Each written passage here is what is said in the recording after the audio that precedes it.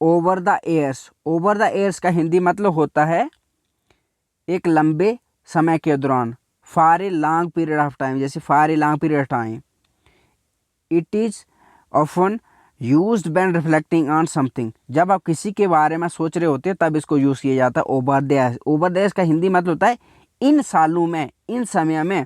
For example, over these years, इन सालों में, I have gained a lot of experience, इन सालों में मैंने क्या किया, एक बहुत ज़्यादा एक्सपीरियंस, अनुभव गेन किया, अचीव किया, हासिल किया, उसको बोलते हैं। तो ओवर द ईयर्स का हिंदी मतलब होता है इन सालों में, इस समय में।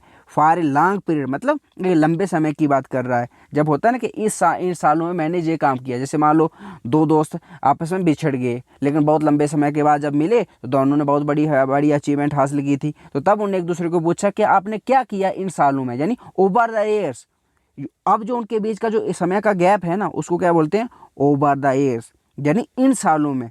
तो इसका मतलब होता है इन समय, किसी समय के दौरान, एक लंबे समय को बोलते हैं ओवर द ईयर्स। ठीक है, आई होप आपको इसका मतलब समझ आया होगा।